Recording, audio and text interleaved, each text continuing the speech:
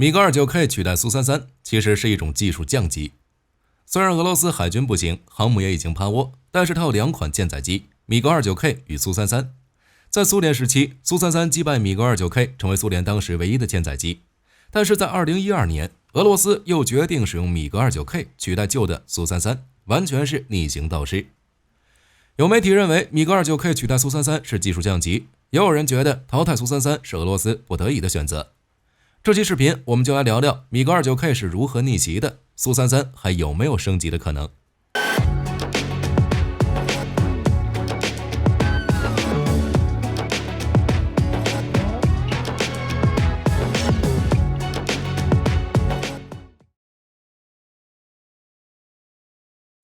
在俄罗斯的两款舰载机中，米格 29K 属于米格29的舰载机版本，苏33则是苏27的舰载机版本。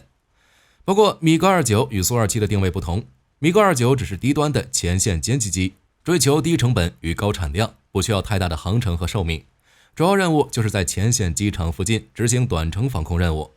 而苏27则是高端的远程国土防空拦截战斗机，负责拦截空中目标，争夺战场制空权，机体更大，航程更远。二者在改装为舰载机时，起点都不一样，一眼就看出来优劣。米格29本身就有机场保卫者的称号，加上滑跃的起飞方式，航程和载弹量不足的缺陷被进一步放大，整体作战能力很难令苏联军方满意。相比之下，苏33的机体更大，航程更远，可以携带更多的武器和燃油，整体作战能力和潜力明显要强于米格 29K。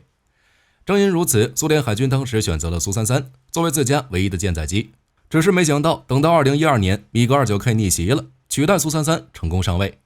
从这点来看，米格 29K 取代苏33的确是一种降级。当然，也有人认为俄罗斯淘汰苏33是一种不得已的选择。不过，如果我们细品米格 29K 的心声，就会发现，俄罗斯的选择并非只是贫穷带来的无奈。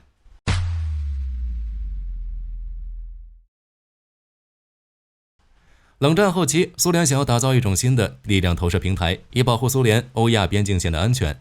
并与北约的航母战斗群展开竞争。这种新的力量投射平台就是重型航空巡洋舰，也就是航空母舰和重型战舰的混合体。当时苏联的苏27和米格29都已经面世，于是苏联就将它们改装为舰载战斗机。苏33就是苏27的舰载机，最初名为苏 27K， 在1998年的夏天推出后被更名为苏33。尽管外观相似，但苏33与苏27战机相比有一系列的实际变化，比如加强型起落架、压抑、折叠机翼、更大的机翼面积。苏33继承了苏27优异的机动性能，最大飞行速度可以达到 2.17 马赫。在扩大机翼面积、加装压抑之后，苏33的升力系数进一步提升，动力为2台 AL31F3 涡扇发动机，整机推重比为 0.83。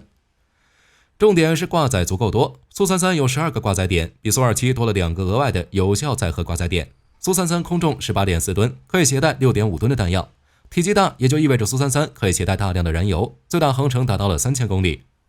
相比之下，米格 29K 换装了 RD33MK 发动机，推力与使用寿命进一步提升，整机推重比达到了 0.95。米格 29K 的空重仅为11吨，8个挂载点，可以携带 4.5 吨各类弹药。经过改进之后，米格 29K 摆脱了机场保卫者的称号，最大内油航程达到了2000公里。在挂载3个副油箱时，最大航程甚至可以与苏33齐平，达到3000公里。单从航程与载荷来看，苏33吊打米格 29K， 不过俄罗斯淘汰苏33，选择米格 29K 自然也有一定的理由。因为财政方面的问题，苏33在生产了24架之后就关停了生产线。俄军舰载航空兵从1999年列装这批战机后使用了20多年，但是在服役期间，由于俄罗斯海军长期经费不足，很难改进和发展新型舰载机，所以苏33并没有进行现代化的升级改造。在技术水平上，苏33只相当于上世纪末的苏27。反观米格 29K 已经进行了现代化升级，比如苏33的雷达和主要电子系统与苏27基本相同，雷达采用了苏27的 N001 雷达的改进型，与苏 27S 使用的雷达相比，提高了雷达对水面目标的探测能力，对飞机的探测距离在80到100公里。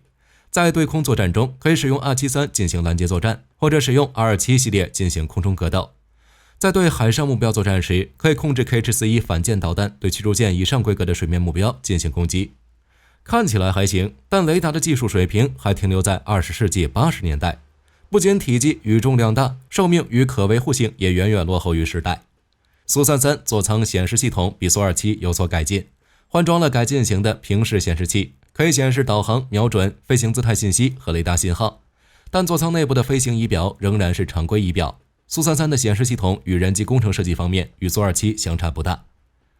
相比之下，经过印度投资后，米格 29K 采用了全新的复合材料，使机身重量大幅减轻，也对关键部位进行了结构加强。而且为了适应戈尔什科夫号航母的改装，米格 29K 的机翼折叠后尺寸更小，大大降低了占用空间。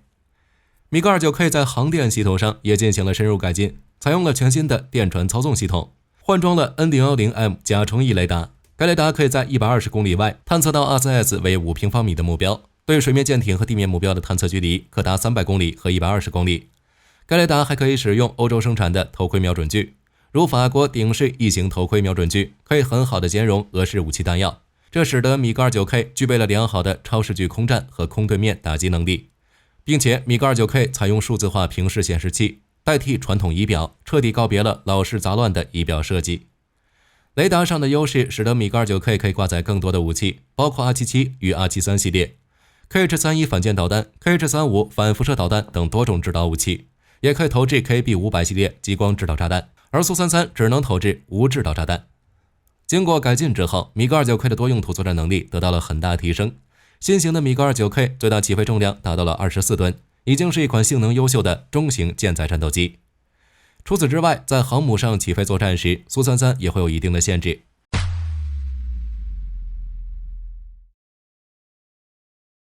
其载荷虽然达到了 6.5 吨，但在航母上起飞的最大重量应该只是略微超过26吨。如果在海上气候条件恶劣的时候起飞，重量还要进一步降低。如果以26吨的起飞重量来计算，苏33在带有 60% 燃料的条件下，只能外挂2吨左右的载荷。这个重量也就意味着苏33只能携带基本空战所使用的8枚空导弹。米格 29K 则恰恰相反，它已经在跑道更短的维克拉玛蒂亚号上展现了全挂载起飞的能力。此外，俄式航母的舰岛与机库也会影响飞机容量，换装空重仅11吨的米格 29K 则能缓解这个问题。连维克拉玛蒂亚号上狭小的机库也能容纳24架米格 29K， 相对宽敞，且能够装载22架苏33的库兹涅佐夫号，也会提升并拥有更富裕的甲板操作空间。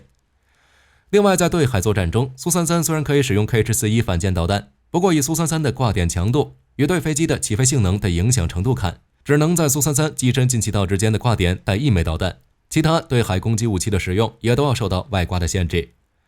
综合起来，可以认为苏33的作战用途仍然局限在对海编队的空中防御上，远距离对地对海攻击能力并不出色。现在俄罗斯在役的苏33还不能被称为真正的多用途战斗机。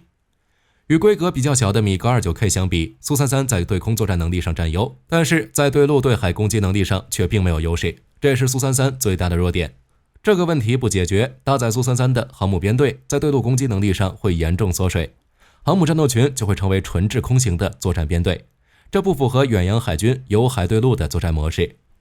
总的来说，米格 29K 之所以能够成功上位，主要是因为后续进行了现代化升级，这个锅主要还是印度来背。如果没有印度的加入，估计俄罗斯宁愿重启苏33生产线，也不会选择使用米格 29K。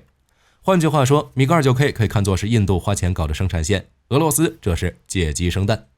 1998年，俄印两国达成协议，俄罗斯将戈尔什科夫号航母送给印度，印度将出钱由俄罗斯将其改装为滑跃起飞式航母，并装备俄制舰载机。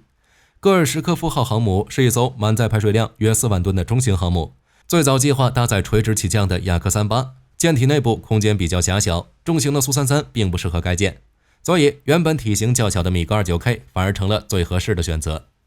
只是就火力军而言，印度选择米格 29K 的确可以，但俄罗斯选择升级苏33才是最好的选择。就纸面实力来看，米格 29K 的确会更好用一点，但是就服役后的结果来看，米格 29K 不仅忽悠了印度海军，也忽悠了俄罗斯海军，缺点稍微有那么一点多。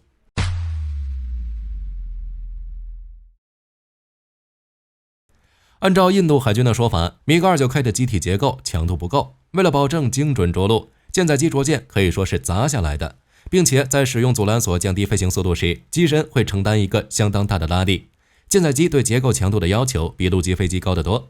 当然，米格 29K 也肯定做了加强，但是在实际使用中还不够结实。结构强度不够所造成的后果就是飞机故障率太高。按照印度海军前参谋长的说法，米格 29K 每一次降落都跟坠机一样。着舰以后的米格 29K 零件不是断裂就是故障。更让印度海军难受的是，印度自家的航空公司对此无能为力，只能求助俄罗斯。此外，米格 29K 的发动机也是一个问题。根据印度海军的统计，已经至少有40台 RD-3MK 出现故障，导致米格 29K 的出勤率很低，始终在 15% 到 37% 之间，甚至连日常训练都比较困难，严重影响了印度海军航母的战斗力。在俄罗斯海军这边，这两个问题也会出现，只是米格 29K 是俄罗斯自己的选择，性能再差也要用。所以就火力军而言，对于俄罗斯而言，升级苏33才是最好的选择。与米格 29K 相比，苏33的机头空间更大，可以搭载性能更好的雷达，本身的升力系数也更好，升级潜力更大。就比如苏 33M 计划装备俄罗斯新一代的损失相控阵雷达，还有光电探测器、头盔瞄准器以及全向雷达告警系统等等。座舱内除了装有 SILS30 抬头显示器，还有4台液晶显示器。苏 33M 在人性化、自动化、数据链以及战况意识等方面已经达到北约战机的水平，比如超级大黄蜂、阵风等。在作战上，苏 33M 的载荷从苏33的 6.5 吨增加到8吨。对空作战时，苏 33M 一次可以挂载10枚 R77 导弹，或者 R77 与 R27 系列混载。就目前透露的性能来看，苏 33M 无论从哪个方面都不逊色于美国的超级大黄蜂。只是很可惜，没钱。因为财政困难等原因，苏33在生产了24架之后就关停了生产线。如果俄罗斯想要对苏33进行升级，不仅要重启苏33生产线，还要对其进行重新设计，针对航电、发动机、武器系统等进行一系列改进。这也就意味着花费大量的金钱，而苏33没有国际市场，卖不出去，花了钱也收不回来。所以至今为止，苏 33M 也只存在于 PPT 上。当然，在这个多国装备 F-35的年代，无论是米格 29K 还是苏 33M 都不够看了，隐身舰载机才是未来。当然，对于俄罗斯而言，舰载机这东西已经不需要了。俄罗斯已经进入无航母时代，舰载机都停在岸上，即使研发新一代舰载机也没什么用。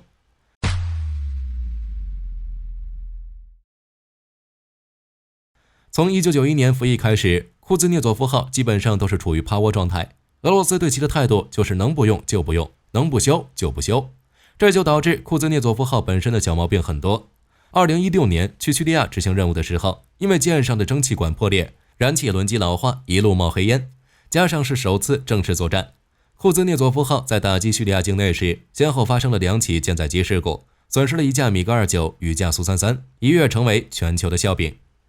于是这次部署结束之后，俄罗斯就打算改装一下，把伤员已经消失的老装备全面替换，更新阻拦索、飞行甲板设施以及蒸汽管道和锅炉，顺带更新一下舰上的作战系统、导弹等设备。